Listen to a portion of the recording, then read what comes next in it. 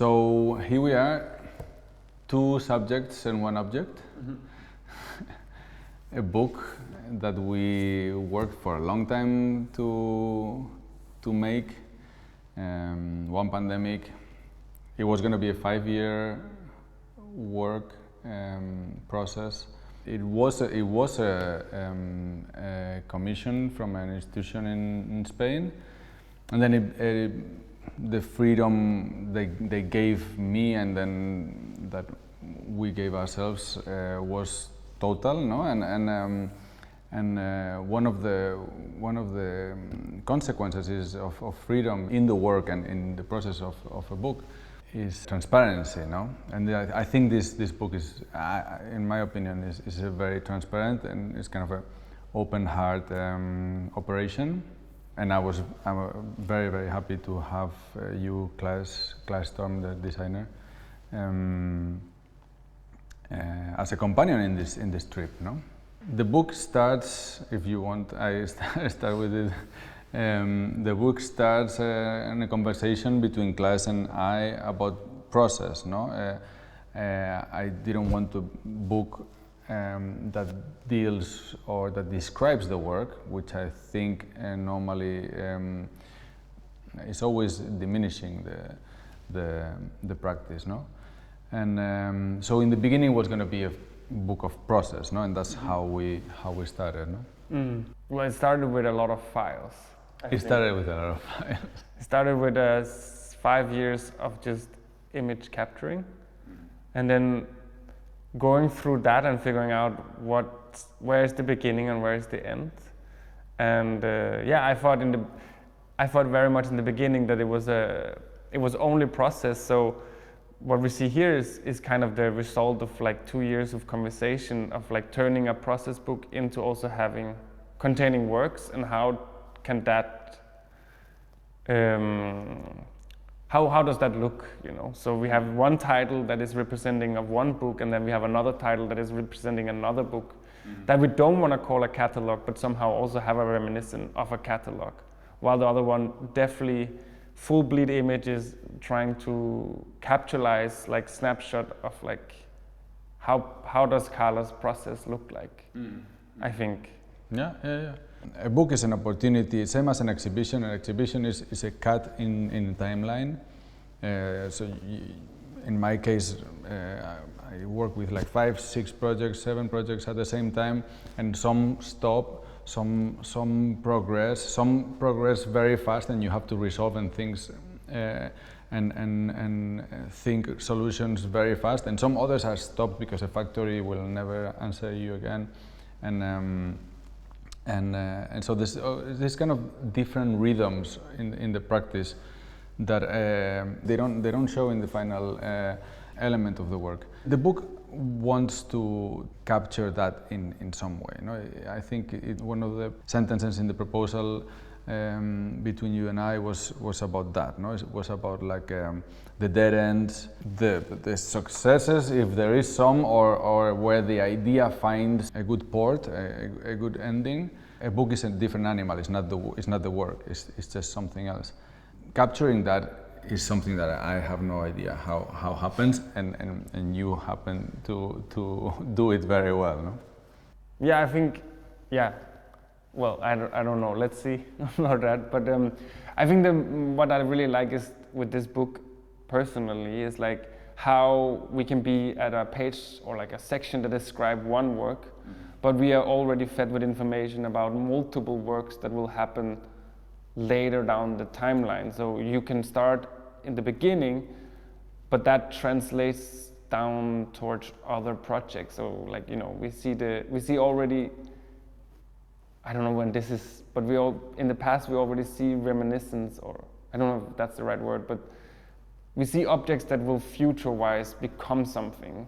And Absolutely. That nearly still isn't like fully understood what it is. Yeah. Or maybe you already know what it is, but you haven't figured out how to frame it in a sense that makes sense to you. Mm-hmm. So when we are in this section, in the muscle memory, we are clearly seeing multiple materials that within this exhibition right now is very present, and all speaks to each other, but they're Yeah, there's a moment in the timeline of my process where everything is much more blurry, and I think this is a good example where you're pointing at where this is 2013, for example, and this was about to become a one project on its own, which is like the Acceptation, which is for the same editorial that did the book. And this became muscle memory, but at some point it just works in the studio that it needs to be distilled, no? Well, the book is structured in some way as an overlapping of ideas, thoughts, and materials, and a little bit literal to what happens in my mind, no? Like my work deals a lot with process, deals a lot with dynamics already existing in the world, pre-human, generated by human, where those dynamics also merge, the pre-human and the anthropic, we could say, the generated by human, they collide, no? And that's already from the beginning, the book talks about that. We see it now as a result, no? For example, how here there's like two titles, like it's kind of but that is the result, right? Exactly. It's only at the very end that we come to this. No? I think it's interesting for me. Is like I think I was allowed to see the back end of you, rather than like I was introduced to the back end of Carlos. That's how I sometimes frame when I work with people. It's like where when you see the front end, like the actual work, there's this anthropomorphic layers that you was very interested for once to try and extract and see how does that look like in a book form, right? So it's like, what does my work actually, or how can my work also be seen, you know? Yeah, that's a good point, because when you say about all of the files that I made a download on your computer, you didn't see much of the finished work. You saw a lot of imagery from references as well, not only my images.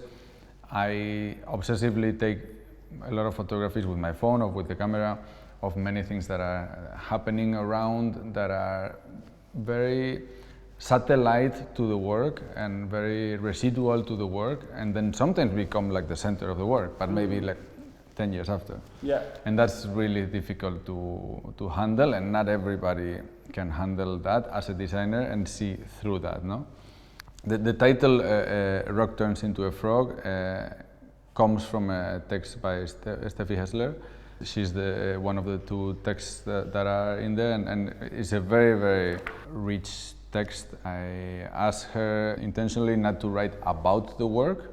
It's a very Kafkian story about like her as a child falling from a bicycle, but where's the border between the individual? If she made a small scratch in her knee and there's bleeding, and there's some part of like the debris from the asphalt goes into her knee, into the wound, and there's breaking the border between one and the other. And I think it's a very, very good, not an interpretation of the work, it's a very good addition to the work, no?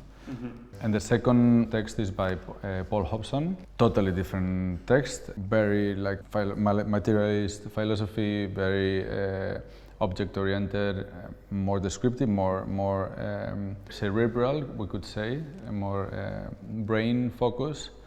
But both they complement each other very well. But all to say that in a way the title, and it has also something to do like with the final result of the work really comes from the process of doing the work. Same as the title comes from a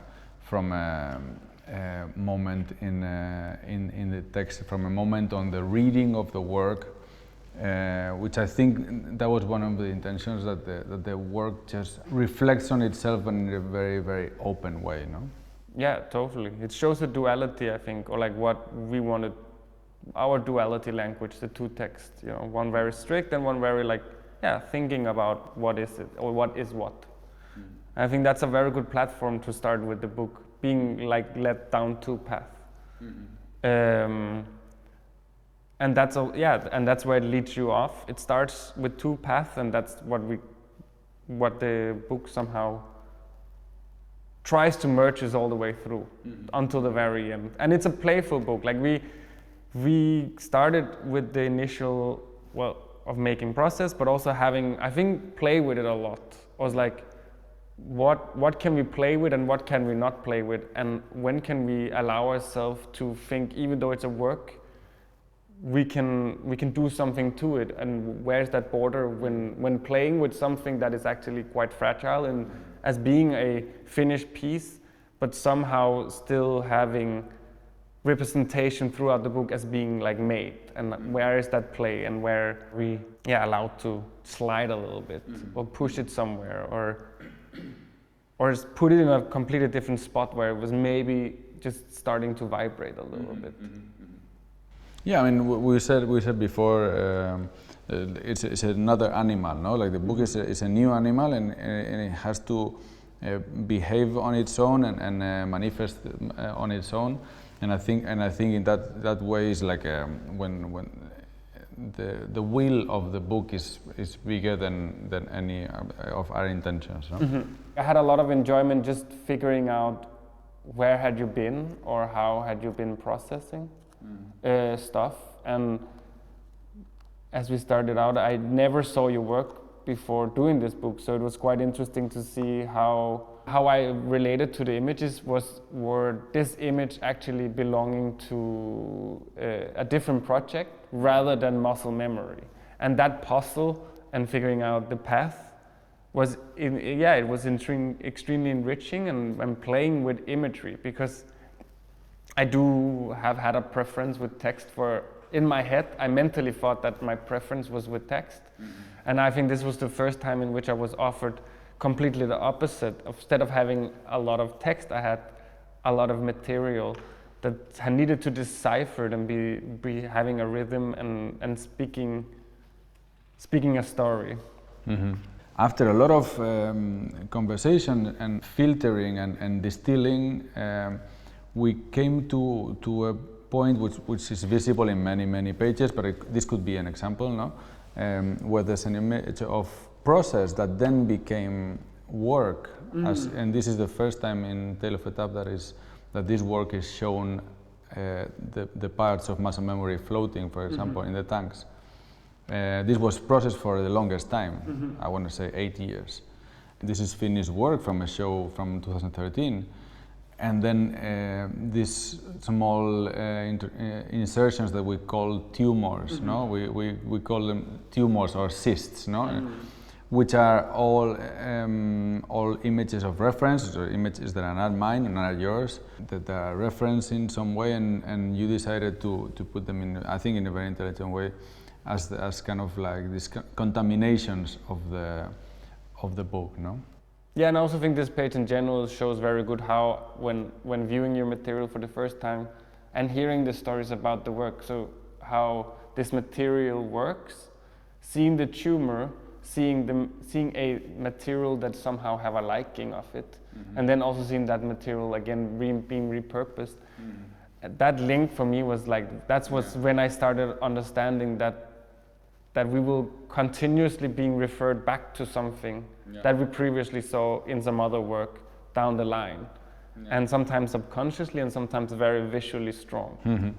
And helping, I think, through the process of selection that you did as well, like helping understand them, like which sometimes the border between one and the other are blurry, and we enhance that blurriness in the design, but also kind of declares the position with also this other, I think, very intelligent strategy of yours, which is doing this overlapping in two different ways, no? That it could be, I think you can explain it better, like the digital and the printed overlapping, no?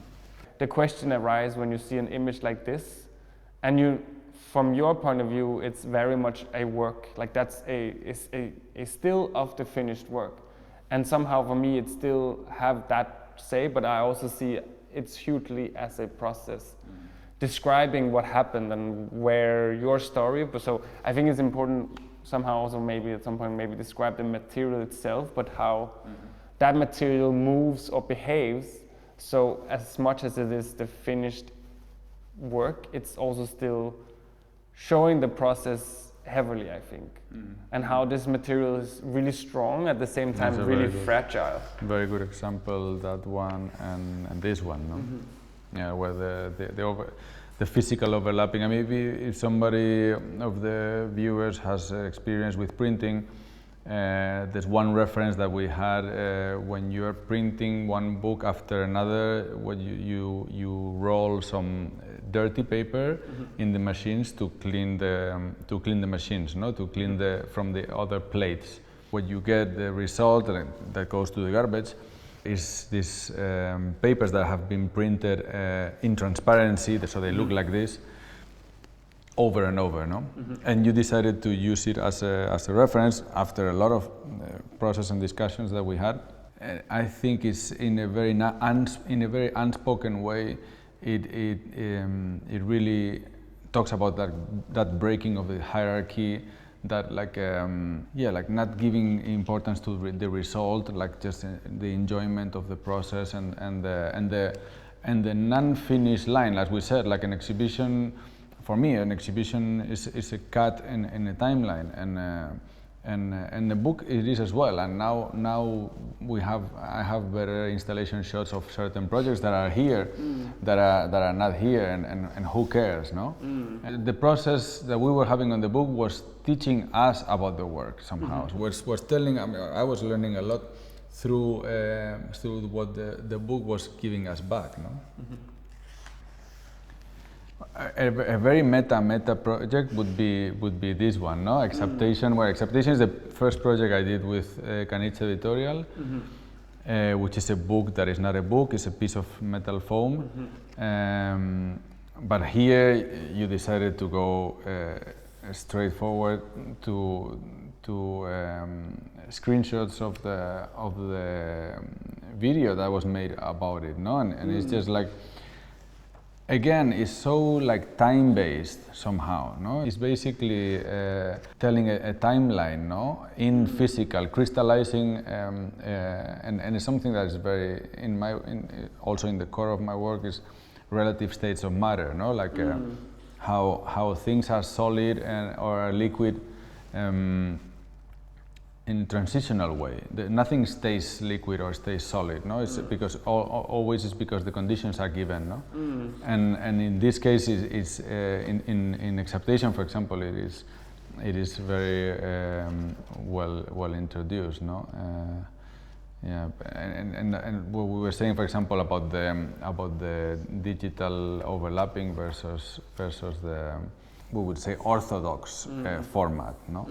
Which is also something to say about the footnotes, no? Like we shared a lot of documents for footnotes, and in many of them where there's not really a material description, you just put the JPEG or the TIFF description, which also is talking about the book not being crystallized, you know, like all the time being in almost there, no? Yeah, but, it's almost a that page is almost a catalog, but somehow still being kept in a process state until maybe you see it in real life, or until, you know, it's constantly asking for maybe another iteration, or like, where is it now? So it's not really, well, this work is finished, but it could go further. Yeah, and it is. That's what is pointing, no? Like the crystallization is about the now, no? About the here and now, but it's not really about wanting something to be resolved. I change techniques and processes and everything in every different project. I'm not interested in style. I'm not interested in like repeating myself or like repeating a formula or something. I think I don't finalize projects that easy, no. But I start many like in a very eclectic way. We can talk a bit like a couple of projects that are in the book that might be key of my way of working, no. There's also a nature in my work which I try not to generate many residua, and this is a good example, like the exhibition Tale of Eta, for example, the aluminum profiles, which are hiatus, no? They come from industrial process. If we wanted now, we would melt them back into the aluminum they come from, and there would be zero residual. It would have been only the transport that to move them from A to B. So that relative states of matter drive in the project, it goes down to the very material of it, no? The aesthetic, the optics of it, it's very small intervention of mine. And the material itself is also comes from a very industrial perspective, no? Same with skins. Skins treats about the replicas of Altamira caves. The caves of Altamira, they're 37,000 years old. The replica was made in the 80s. In the 60s, 70s, all of those caves are closed, no? 2 or 3 main caves are reproduced and made a museum, and people can visit. But the real cave of Altamira, together with like 20, 25 others, are closed to the public, no? So me as a spectator, I don't know if this cave really exists, not the real one. What I know is I have access to, through research, I had access to the scans of all of those caves, no? And the most well, very specific scans, right? It was like audio scans. Altamira, the ultrasound. Ultrasound, no? Sorry. Yeah, so it's Altamira is the main important one. It's like supposed to be like the oldest cave painting. Then there's Pendo, Castillo, Monedas. So it's a lot of. It talks about hierarchy as well. It talks about hierarchy of modernity. It talks about overpopulation. It talks about how our breath is harmful to cave wall, which we are guilty of having activated that wall in the very beginning. So to say, like that wall was there, then a pre-human comes 35,000 years ago, activates that wall painting on it. Then another human comes in 1800, it discovers the cave. Then another one in the 70s comes and says, okay, this cannot be visited anymore, let's just close it, and I'm going to make a replica out of it. No? Mm-hmm. So that timeline is of access and restriction is just like this back and forth where the wall has nothing to say. No? And to me, the key to this project is like the ultrasound scanner that they use to make the replicas doesn't see the painting. So if there's a deer here or there's a bison here with some people going after it, the scanner is telling me, I don't care what you're telling me, but I don't see anything but rock, and that's what I'm going to give you.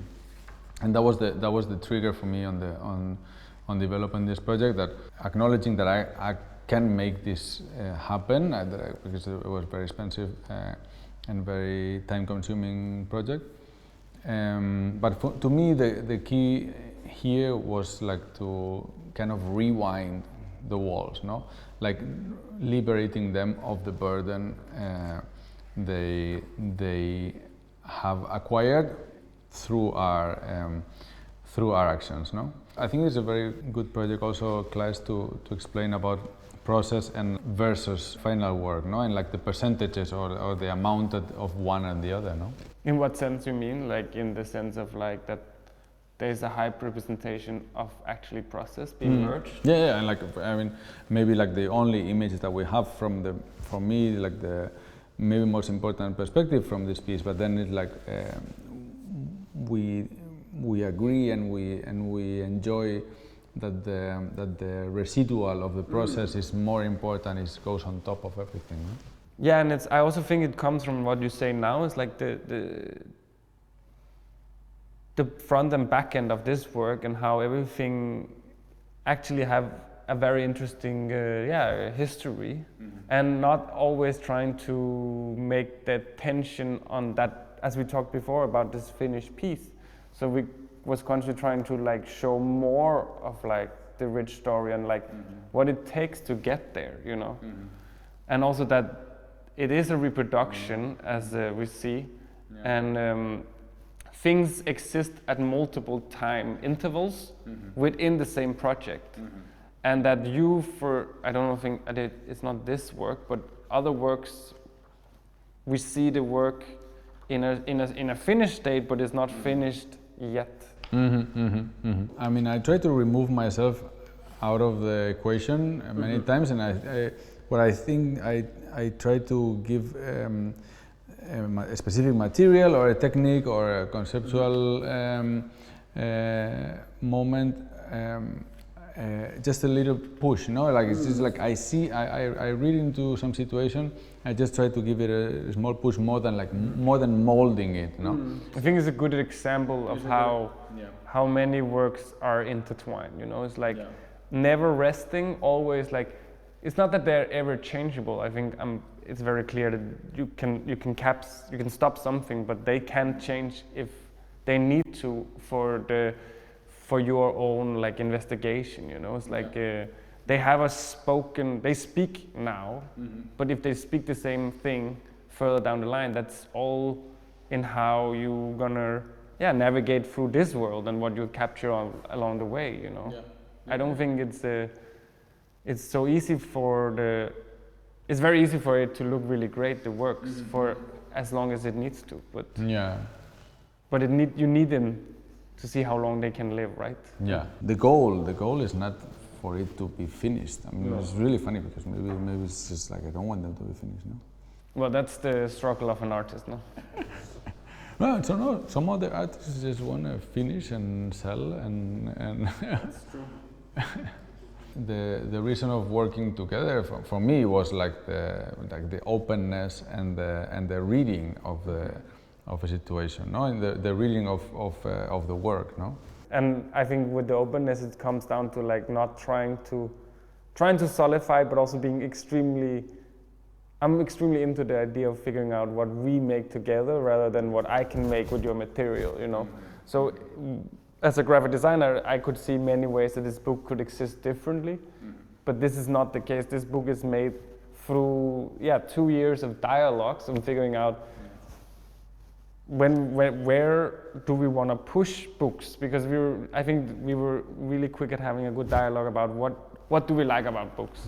We both really like beautiful books, we like interesting books, we like literary books, but also like what I think at that mindset, at that moment, I was not interested in necessarily trying to make a beautiful, beautiful book. Like I was interested in what can material speak throughout a book. And I think you resonated very much with that. It was a challenge. I think the book was a challenge for you and for me. I mean, so in a way, the book, the object is in the middle between us, and it was challenging us both in different ways. I think we are lucky to